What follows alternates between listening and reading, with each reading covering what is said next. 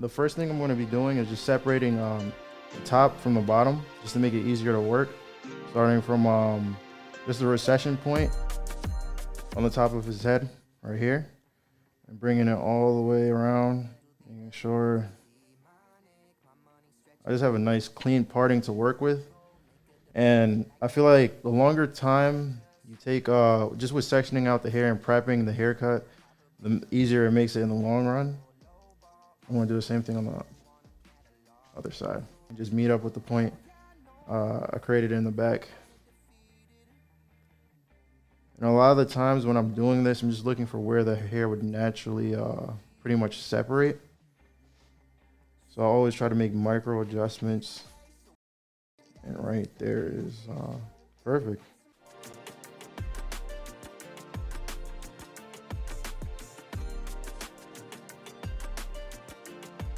I'm going to begin working on the sides of the head first. And pretty much all I'm going to do, I'm just going to create a diagonal parting just to start out. And then from here, I'm just going to extend it down to his face and just cut off whatever's sticking out. I'm going to cut out whatever's sticking out.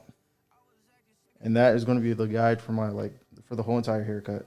The main reason I'm doing that is just to really follow the natural contours of his head. I don't want to have too much volume in the haircut, at least on the sides. In the top, I may change that depending on whatever I say would suit him the best. So the main reason I did that was because I was mainly going off of the natural hair growth pattern in the back of his head. So if you tilt your head back a little bit. So if you look at it, everything is pretty much flowing in a really natural direction of where it wants to go. And a good way to really tell is that when you section it out, no hair is sticking out or pointing in the other direction. Everything is just falling very naturally.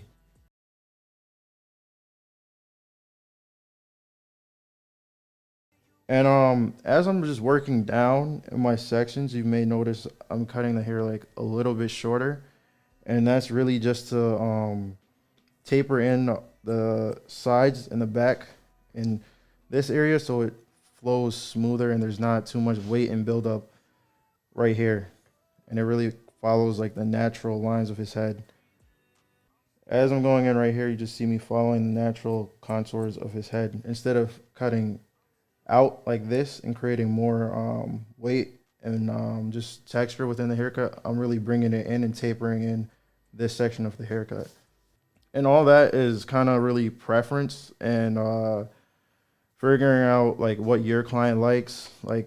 Most people that don't cut hair won't really know or understand how to really say that. You got to look out for keywords that they say oh, I want less hair towards the back, or I don't want the back looking so bulky or square. You got to kind of look out for keywords that they may say to kind of correlate with what they want in the haircut. I am in a sense over directing, but I'm trying to minimize how much weight I over direct, because the more you over direct, the more weight you create in the haircut. Sure. I'm mainly looking for my guide, and then from there, following it and creating the shape in the haircut that I'm looking for, and the right amount of volume in those areas. And if you look already, you kind of see how right here is a lot smoother, and there's nothing really sticking out. It just blends smoothly down into it, compared to up here, it's a lot heavier, it's a lot more weight. And then from here, if you see, I'm just looking for my guide. I could see it right there. That's where I previously cut, and I'm just following that and elevating it very naturally, 90 degrees off the head. That way I don't create too much weight and have just enough just to really create some shape in the haircut.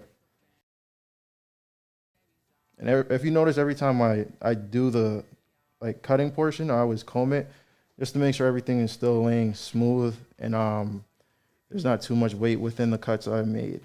And when we get to this portion of the crown right here, I'm gonna start switching my sections to this direction because we're gonna be working on the left side of his head versus the right side. Just a little heads up. And right here is where we really get into the crown. So depending on how I elevate it and how I cut it, it's going to have different effects. So let's say I over directed this way all the way over here and cut following the line right here. I'm going to create a lot of weight here. If I'm doing more of a natural line and pulling it straight out the head right here, I reduce all that weight in that area. I'm going to come somewhat in the middle of a very natural line and a very soft line and just look for my guide and cut accordingly. And the main reason I'm doing this is because I want to give the crown area a decent amount of weight, but not too much. I don't want it to be overwhelming. And then I double check. I make sure it falls a lot smoother than before. Before you would notice there's a lot more hair and it's coming out instead of just going smoothly into it.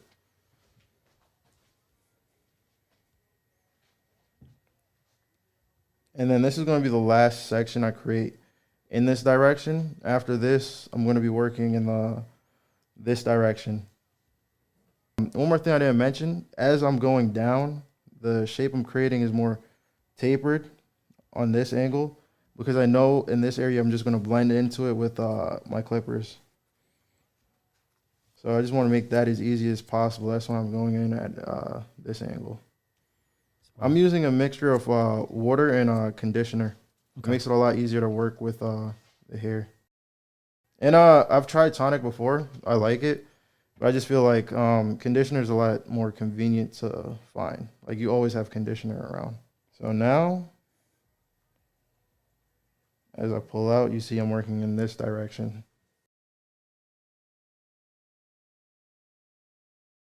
And the same principle applies. The more I over direct it this way, the more weight I'll create in the area. And the more I over direct it towards me, the more I'll be reducing the weight in that area.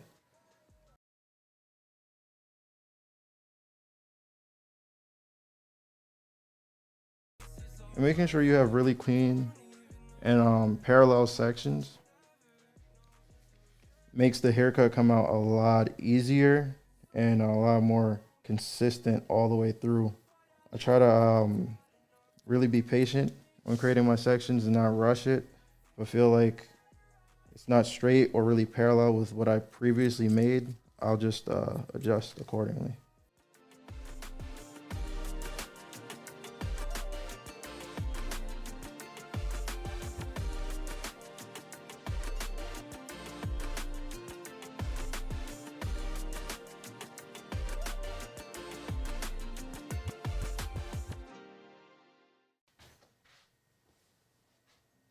Here you guys go.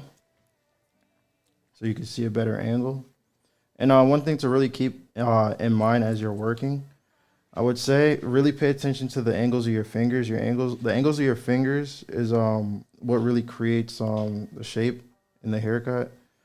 So wherever you're pulling out the hair to, 90% of the time, that's where the hair would really be when you start styling it.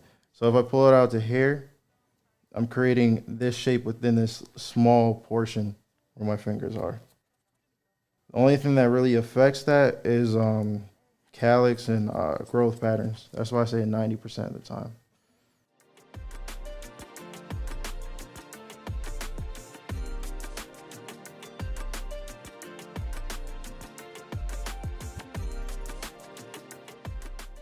Right here, this will be my last section on the side before I start working on the top. So now when it comes to the top of his head, I really like to work in 3 main sections. But first, I'm going to Start by separating it straight down the middle.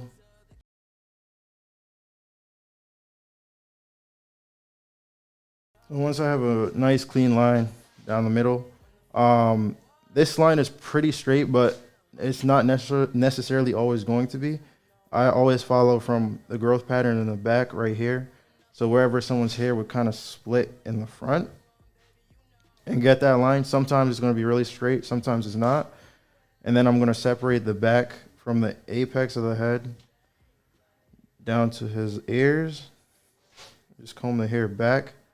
And the main reason I'm combing the hair back is because I know with this hairstyle, I'm going to be styling it in a backwards direction. So I want to work with that style. And now from here, you could work in many different ways for today. And instead of making small sections, I'm just going to make one section. Well, not really a section, but pull out the hair together. When I pull out his hair, I'm going to try to cut it at a 45-degree angle. That way I have some weight in the back, but it's not going to be like heavy in the back.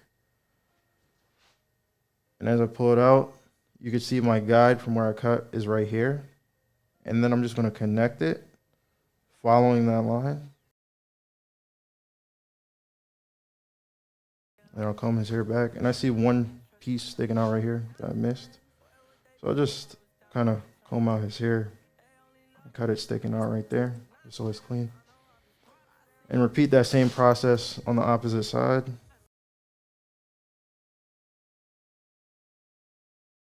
With that, I would just section out whichever part, I would section out where you're parting the hair and then just eliminate that from the equation of the V section. That way you're not really, with that hair, you could kind of take care of that later and blend it with the sides or tackle it however you want it, depending if you want to leave it longer, shorter. Really up to what you feel like the client would like best. And typically if I was doing this on a comb over, right? Let's say he's sectioning out his part from just right here, right? From here, I know all this is going to be cut on the sides. And then from here, I'll still take it from the apex and crown and work with it this way. That way, this is the part that's being sectioned out. You know that. And you could blend it into the sides many ways. You could just pull out the hair horizontally. You could do it with vertical sections if you want, whatever you kind of see fit. And then this section right here, you just have to attack this the same way I attacked it before. You could pull it all up like that and cut it. Or you could split it in half and cut two halves. It all depends on how you want to really tackle that haircut. And with haircutting, like I would also say, like, you know, there's many systems, there's many ways. Like everyone tackles a haircut, everyone has their own methods to it. But it doesn't mean you have to use that method for every single haircut. Like even for me, this is like my primary method for doing this style of haircut, but it's not my only method. Sometimes I want to switch it up a little bit and do something different. And now I'm moving on towards the front of his head. So all this is cut on the sides and the back. Now I'm just worrying about the front. And to me, that's the most important part because that's the part someone sees every day, and B, like that part of the haircut really dictates the style of the haircut. And for him, I know he's brushing it back and I know he's keeping it a little bit longer. So I'm just going to pull out the hair and create a triangle shape until I meet the hair in the front. So if I cut a triangular shape, I know as long as I meet this point right here, I'm not really going to take off too much length in the front, which is the main thing that he's seeing. So it might seem like he got a haircut, but when he looks in the mirror, it's like not that much hair has been cut off. And that's really important to keep in mind, depending if someone tells you, you know, I just want to take off a little bit off or a lot off. The main important thing to stay focused on when they say that is really the front. And a lot of the times when it looks like a lot of hair is being taken off, once you dry it, you start to realize like, wow, I really didn't cut anything. And that might not always be the case because everyone's hair is different, but for the most part, that's been my experience with hair. Because sometimes someone would say, "Oh, I want like 50% of my hair cut," and I feel like I cut 50%, but I was kind of being conservative. And then when I dry his hair, I'm just like, "Bro, I should have cut more."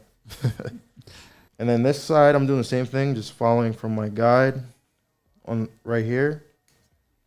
And this is going to be my second guide in the front right here. So all I'm really doing is just connecting those two guides. And the more drastic this shape is, like the more triangular the shape is, the more volume you really create in the front. And that's either good or bad depending on what your client wants. Like if your client really wants a really styled haircut, I would try to keep as much volume in the front versus if they just want to really not really style their hair every day, they just want to slick it back and have it lay more flat, I wouldn't create too drastic of a triangle. And now lastly, all I'm going to do is just bring up the section in the middle and connect those 2 points. And roughly it should be pretty much the same when done right. There might be a little uneven points, and that's really, this just really double checks your work with that. And this is going to be the last section I connect. And now I'm just going to apply some product in his hair. I prefer to apply it wet. I just feel like it gets in the roots better. And even sometimes I do a mixture of applying like some of my product wet, and then when it's dry, apply a little bit more, depending if I feel it needs it or not. All those little changes gives the haircut a different touch. Just gonna rub it in my hands, make sure it's really dissolved, and just really get it to the roots of his hair. And as I'm doing this, I'm also like prepping his hair and seeing how I want to style it. So right here, I'm just combing through it with my fingers, seeing how much texture just naturally is created, and seeing how much shine the product is giving his hair, how much density it's adding to his hair, if it is adding any. I'm just gonna blow dry his hair with medium heat, low speed. And when styling and blow drying hair, this is my favorite brush to use. I feel like it gives the hair a really good grip, and you're able to really control how you style the hair when you're using it. And already you kind of start to see the style of the haircut come into life. And I always like to cut with scissors first prior to like using my clippers. I just feel like it makes more sense if I'm gonna wet the hair, might as well do that first, cut it, dry it, and then cut it again, instead of like cutting it dry, wetting it, and then drying it a second time. It just makes my workflow easier. And I know everyone's different. Not everyone like prefers to do that. Some people, they might see the haircut better or work with the haircut better doing it dry, wet, and then dry again, or even cutting the hair completely dry and cutting it that way. Everyone has their own way of cutting hair. And also when I'm blow drying hair, I like to start with the sides first, just because I feel like with the top, it kind of takes the longest to dry. So I would want to work with the sides, dry that quickly as the top is slowly drying, and then go back over the top and really style the top afterwards.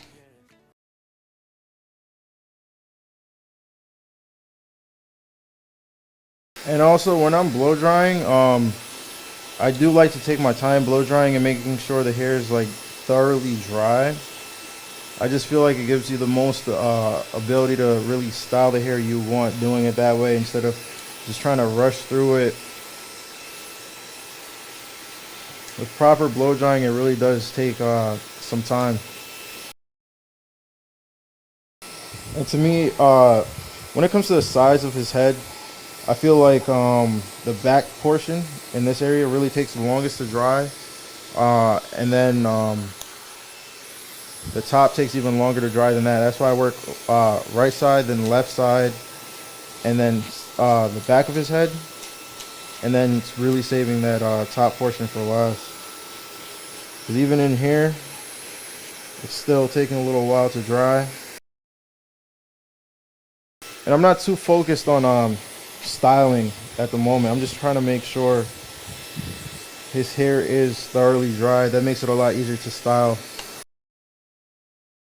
So once that's appropriately dried, now I'm gonna work on the top.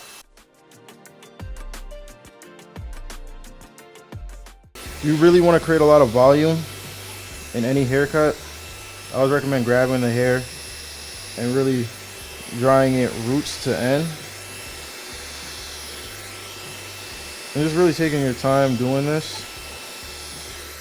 For this haircut, I'm not going to create too much volume in the front. I want it to be more subtle. So I'm just going to add a little bit of volume. Nothing too drastic.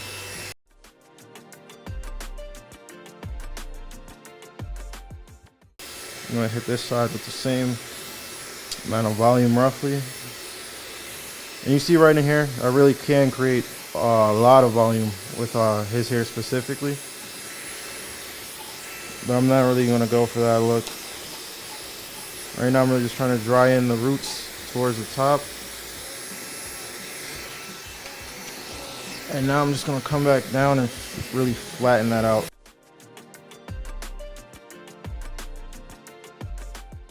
So now I'm just feeling through his hair, making sure it's dry from like really roots to end. I feel like there's still a little bit of wetness and dampness in the center right here. So I'm just gonna really try to get that out. Now I'm gonna really try to focus on the styling aspect of his hair. I'm gonna blow dry everything back from the sides and really make just the two ends in the back right here collide, creating like a more unique shape with the styling. And then with the top, I'm gonna keep it roughly how it is right here. I kind of like it. I like the amount of movement it has currently, and the volume is good enough for me.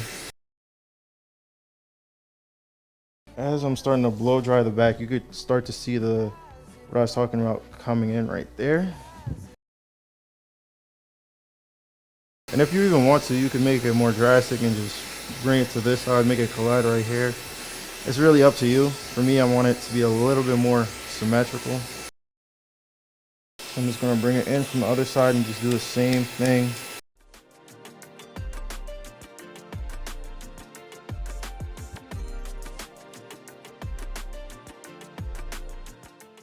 And now I'm just gonna go in with my hands, giving it a more natural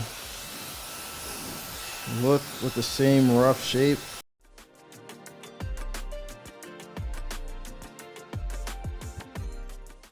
So for me, there's no real product that I truly prefer, but when it comes to like product and hair, I feel like it really depends on the client.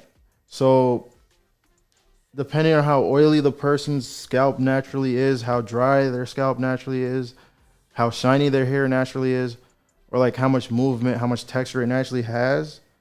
From there, I would go off of that. If I want to look with more texture and he already has a lot of natural texture, I may add like a little bit of texture with like a clay product and then add a pomade with like more pomade to kind of balance it out. That way when I put the clay in his hair, it adds some texture, but I also get some moisture from the pomade so his hair doesn't look too dry. And it gives it a nice balance of both. Typically with products, it really depends on the client's hair, you know, because if you add a clay product to one person's hair and another person's hair, it could look completely different. And all you did is add clay. I would definitely keep that in mind. Now I'm just really gonna start fading out the temple area and the back of his nape. Right now I'm just making a rough guide with my clippers. I used this is equivalent to like a 2.5 3 guard, so I used that in this area. I know right here I could softly blend that out with scissors. I'm gonna do the same thing on the other side right here. Just give myself enough room to create a nice blend, but also enough room to really blend into the scissor work. And then turn them around. And then in the back area, I'm gonna be doing the same thing. As you can see, his hair naturally has a growth pattern that's like going in this direction, right? So as I'm making my guide, I'm really gonna come in from here and give myself just enough room to create a blend. And as I'm creating this area for fading, I also want to keep in mind I still need some area to blend into my scissor work. So I don't want to go too high, but I don't want to go too low either, to the point where I don't have any room to really create the fade I'm looking to create. I would say a general rule of thumb when it comes to like having enough room, I would say use 3 fingers like this. If you have 3 fingers worth of room, you're typically good enough to really stretch that fade out as much as you need to, but also not like overstretching it out to the point where it just looks like skin, and then hair. And right here, I'm just coming in with some scissor over comb, blending out that area, and you can see how nicely it just works with that guard. If he was going for a more like gentleman's haircut, like that would be blended enough and pretty satisfied with it. But I'm gonna do the same thing on the other side. And when it comes to fading, I kind of learned a new technique recently that I'll show you guys that really helped me fade a lot more efficiently with a lot less room for error, especially in the lower parts of the fade, like getting closer to the skin. What I started to do, I really stayed away from making a line with my trimmers. I feel like that makes it a lot easier to blend into, because from that point, like right here, I'll create a small, and I made it big enough so that I know from here, I'm just gonna blend down from my clipper closed, right? That's my initial guide.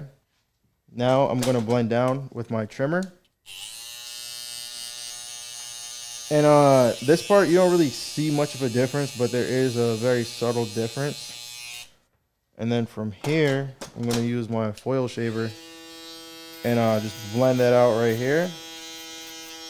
So I know from there, when it comes to my clipper close to my foil shaver, all this is already blended. I don't have to worry about it. So from here, it's just like, you know, blending with from your clipper close to your clipper open.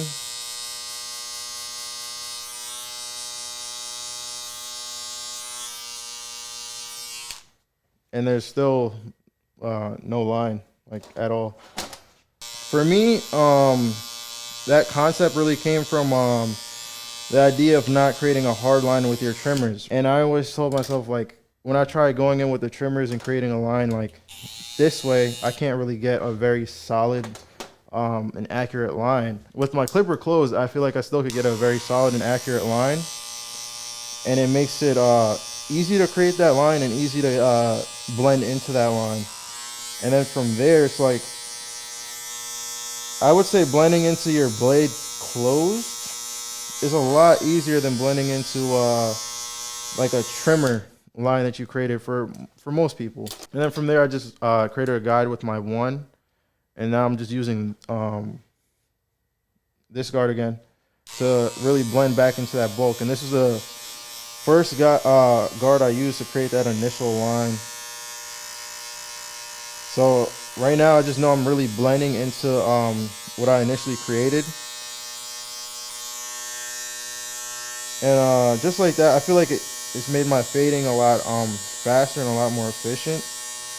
And just a lot easier for me to do and understand, which makes it come out better, because I'm basically done in like 2 minutes. And I still could go back over it and detail it. Like, I'm not completely done. But I would say the rough draft of my fade is finished. So I'm going to do the same thing on this side. You notice I create a nice strong line with my clipper closed. Right there. Now I'm just going to go in with my trimmers and kind of take out whatever I see is a little bit darker until it's blended. And as you can see, like right here, I'm really using my corners. And the main reason is because I don't have enough room in like this area for fade. If I was fading his whole head, I wouldn't have to use the corners as much. And then like right here, I'm just gonna blend into it with my foil shaver. So I know all that is as low as it possibly could be. And now I just have to work through that same process again. Blade open.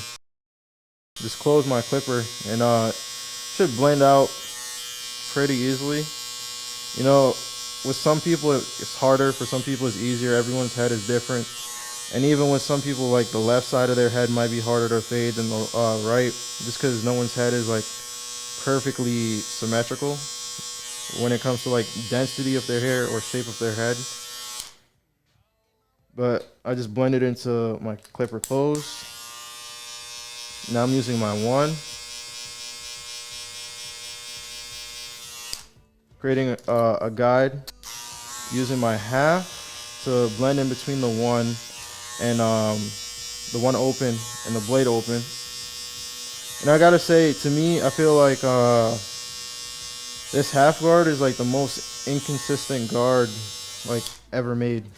Like there was a point where I wasn't even using it, and I was just like trying to fade with my clipper open into a one close, just because I felt like that half guard was so inconsistent. It wasn't like a true half. Like your blade open to me is a little bit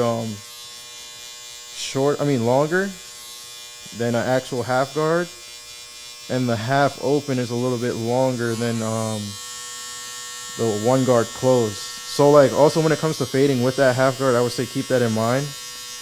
And also it really depends on how you set your clippers. Like everyone's clippers are set differently.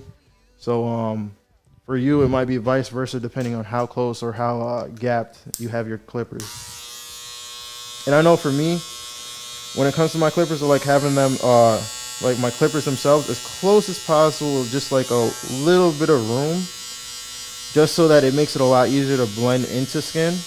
And I guess that's another reason why this method works so well for me. I know each one of my clippers, I know like how close they are apart from each other, so it makes it a lot easier to blend. Because I do have two trimmers, but I'm choosing to use that trimmer instead of my other trimmer because I know that one just blends better with my clipper closed.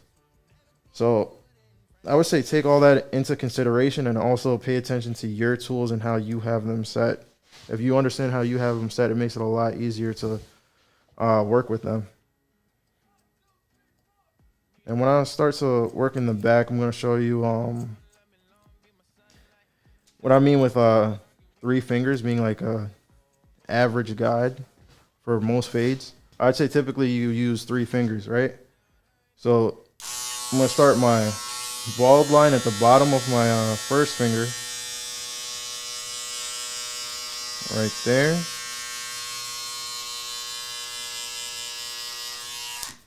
And it doesn't have to be 100% accurate, you know, it's just like a rough estimate. Everyone's has different. And then go in right here with the trimmers and just blend down like I did previously. Do you have a small like paper towel? So I'm just going to use a little piece of this paper towel just because he's bleeding like a little bit. I gave him a little nick right here. Yeah, it's like a small little pimple. But the main reason I really want to clean that is because I know I'm using this, and this gets extremely close. So I didn't want to cut close on top of somewhere that's already cut. You're going to just see me work around it and kind of reduce the bleeding as much as possible. And like with hair cutting, it's kind of like bound to happen, especially like if someone has like, you know, a pimple or something, and you got to kind of learn how to really work around it until it stops, because there's nothing you really could do. So now that's my first finger, right? So now create a guide with the blade open about fingers width.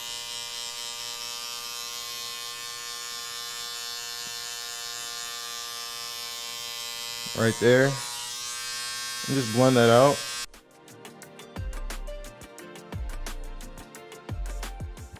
And then for my next guide, it's going to be the one guard open, fingers width. Again, like right here. And the principle of that is basically each one of like your main guards, I would say like the blade open 1 and 2 open or 3 closed, whatever you kind of prefer to fade with, would fall into those segments. Because typically I would say 90% of people fade that with like, you know, that number system going from blade open to 1 open. I know some people have different preferences. They might go blade closed. Blade open, so like a 1 closed. But I would just say kind of keep that in the back of your mind if you're having trouble trying to figure out how much space you need for your fade. And then with my last finger, that's basically how much room I need to really blend into that bulk right here. So I'm going to take my biggest guard that I was using, the same guard I used to create my guide, and kind of clean that up right here. And I'm just going to my 1.5 guard open, so I completely blend out this area right here. And from here, I'm actually going to use clipper over comb instead of scissor over comb, just because this area, like the back of someone's head, typically is a lot heavier than the sides.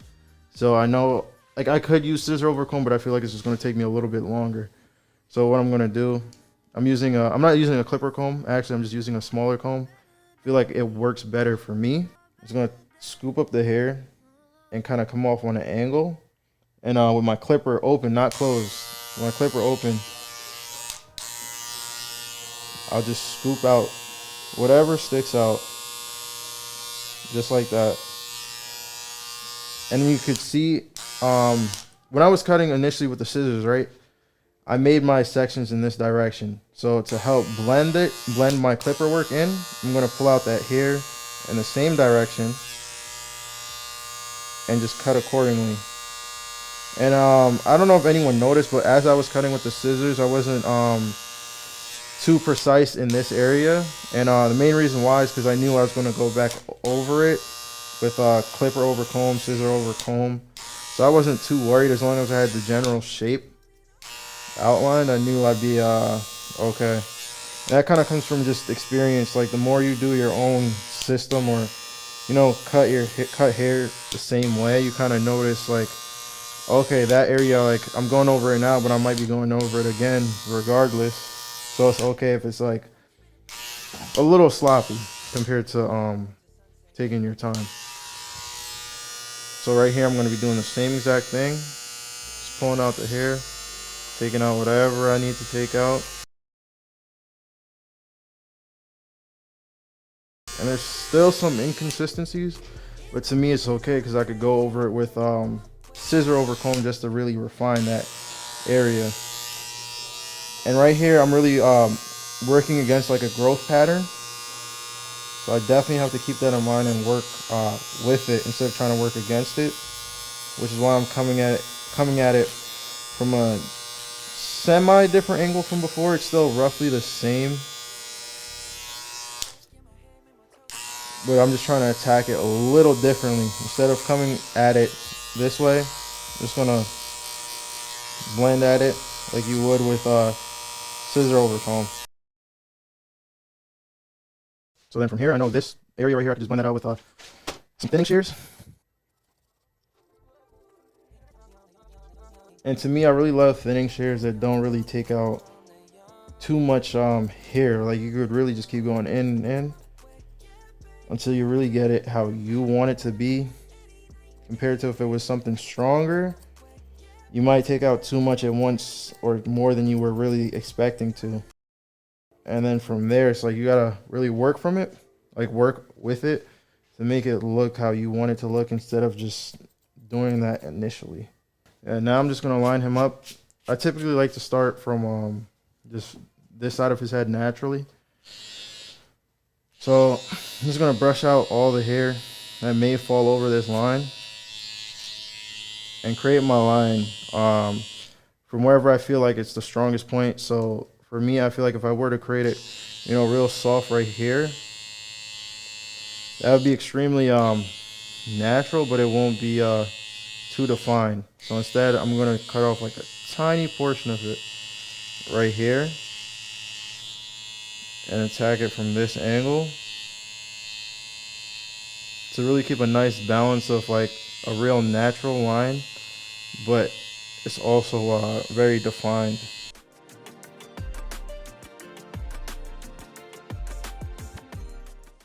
Like one of the things that kind of took me a lot of work on to really get a nice C shape in this section of the lineup. I always like to start with just creating a small straight line right here at the top corner. And then another one inwards from like the top of the beard. Just enough so I could have a good gauge of where I want the lines to start and end. And once I have that, I'll just connect the two pieces. Right there, just like that, and really use the corner of my trimmer to do so.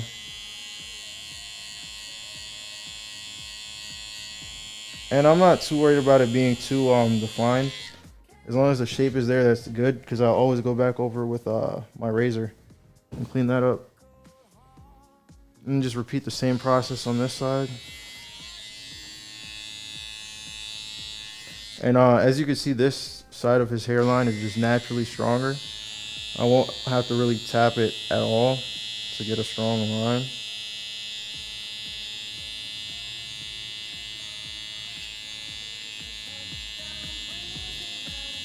And that also comes into play what I was saying earlier, like, you know, naturally someone's head might be easier on one side than the other, and that applies to like all aspects of the haircut.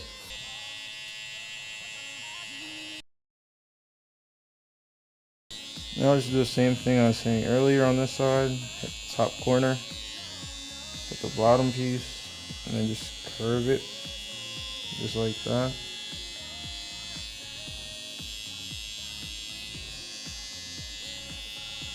And I feel like this part takes a little bit of practice to really get that nice curve motion with your hands. And now from here, I'm just gonna do the beard. I want to keep it more of a natural look. So I'm just gonna blend in the top of his beard at an angle. So when I'm doing it, my clipper is at this angle. It's not straight, it's not flat, or it's not like all the way out. It's just like on a subtle angle. I'll just blend it this way. And it creates like a natural fading effect. So now I know I don't really have to do much. I just have to blend out the top piece, top portion, right there. And really just go in with clipper over comb at a decent angle and blend it out. I just want to show you guys a little different technique that you probably don't see too often.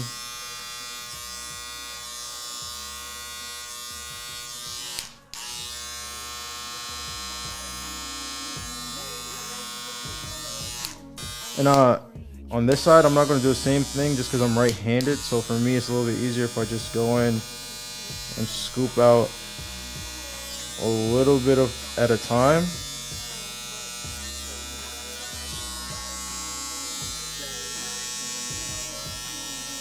And I would say this is a good technique to learn just because it helps you with fading. So like, I would say if you're able to fade like this, like with using no guards, when you do use guards, it makes it a lot easier to fade in between those guards because you're paying more attention to the lightness and darkness in certain spots rather than the actual length of hair.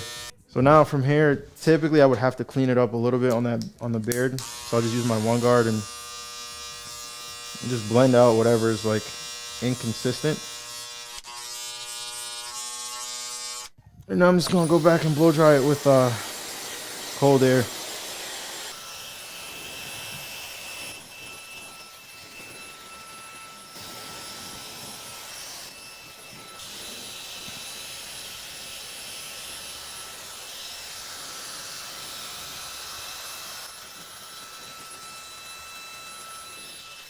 And I love styling with my fingers. I feel like it just gives it more of a natural, free-flowing look.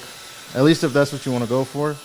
Some styles, some haircuts, you might feel like it suits it better more with a very structured style instead of more natural flowing. But with me, I feel like this haircut really gets complemented by that. And that's pretty much it. I'm just gonna clean off like his neck and stuff like that. So that's pretty much it.